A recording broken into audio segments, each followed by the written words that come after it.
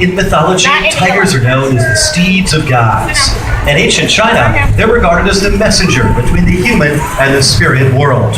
In nature, the tiger is the perfect predator. But today, habitat encroachment and human overpopulation are driving the once flourishing Bengal tiger onto the brink of extinction. But when you leave our show, we want you to see these animals the way we see them, as living, breathing ambassadors to a critically endangered species.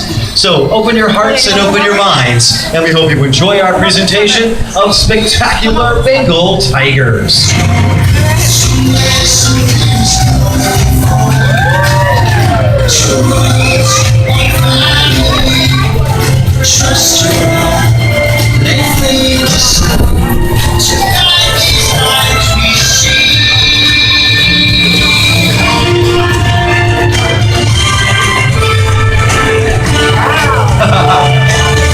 Ladies and gentlemen, and welcome to Wild Adventures at the Margon Tiger Preserve's Tigers of India.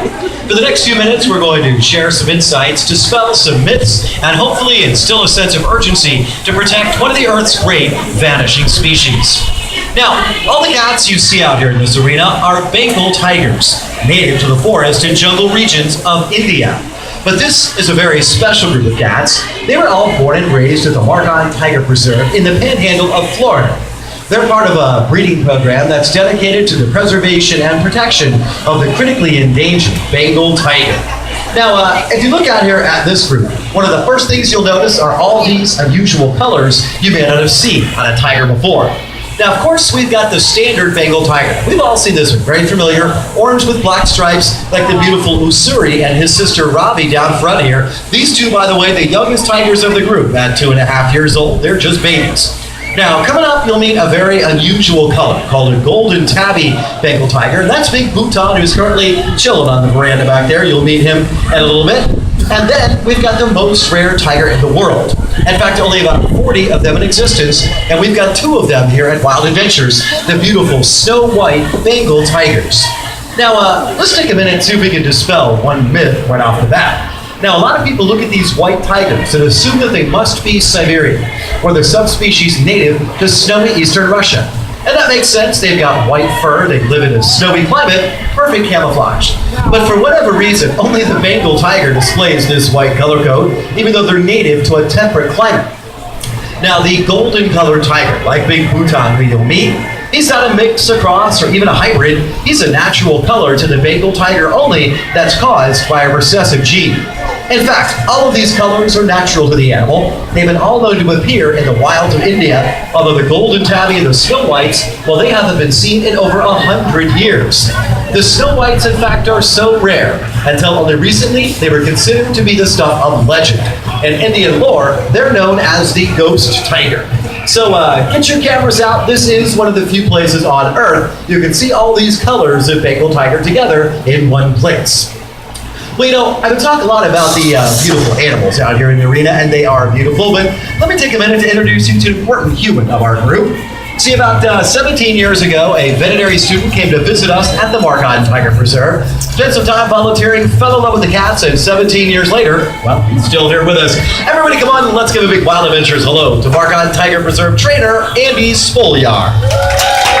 Yeah. And let me tell you guys, he is a whole lot braver than I am, as you will see. Now, what Andy's doing out of these cats is something that's integral to our programs at the preserve. You see, tigers are very intelligent animals, and in a zoological setting, they are surprisingly social. Our daily interaction with our cats is a very important part of their mental health. In addition to giving them lots of affection and attention that they crave, we hang out with our tigers to provide them with mental stimulation, or simply put, things to do to keep their mind sharp. Now, we accomplish that in a couple different ways, and one of them is through what you've been seeing here. Now, this is something we call a hangout session, because every day we take time out of the day to kind of just hang out with our tigers. And well, pretty much let the cats do whatever they want to do, but we will encourage them to play. But you know, on a super warm, muggy day like today, which is very similar to their climate in their home country of India, you'll notice for the most part, the gang just kind of still sharp. What are they doing? They're snoozing out here right now. A combination between snoozing and chilling. But these guys, like their wild counterparts, will typically sleep up to 15 to 18 hours a day. Not a bad gig, being a tiger. But here you go, watch this. Now, Zeke Phillips is going to be handing the hose in here. An interesting thing you may not know about tigers, they are, in fact, one of the few species of cat that love water, and they are excellent swimmers. So on that note, we'll see if you might like to have a little bit of an afternoon shower out there. Robbie said, oh yes, that feels very nice. I love that. It's Missouri gets a hose down over there. It is interesting, though. Tigers can be found in the rivers that run through the areas they inhabit. They'll swim in those rivers, they'll hunt in those rivers, and tigers can even swim underwater. So they're definitely very adept at being aquatic animals.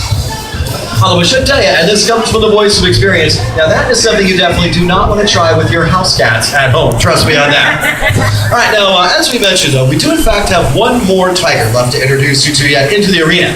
And that is Bhutan. He's that big, beautiful, golden tabby Bengal tiger I was telling you about. But you know, I didn't tell you this, though. Bhutan is also the father of Kandi, our beautiful 6-year-old on her chair there. So you're about to meet the proud papa. Now, Bhutan, though, the biggest tiger of the group, he usually makes kind of sort of a delayed appearance in our show because he's a tiger who doesn't necessarily always play well with others. So here we go. Everybody say, uh-oh. Oh, yes, well said. In fact, Bhutan is such the bad boy that he even has his very own theme song. All right, here we go. Now, if you're watching the camera, get it ready. He's a pretty boy. Let's see if we can join us out here in the arena. Come on out here, big guy.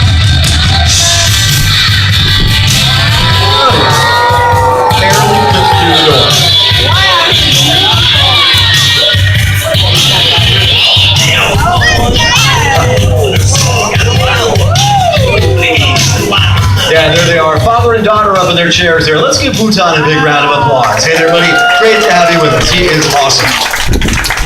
Now, home for the tigers is the Margon Tiger Preserve in the Panhandle of Florida. It's a beautiful 80-acre facility where these animals have lots of room to run around, play, exercise, even swim in a lake. But we believe that giving these guys lots of exercise, top quality food, and on-site veterinary care is not enough. See, one of the most important things for tigers in a zoological setting is lots of mental stimulation. That's why all of our tigers are involved in a training program.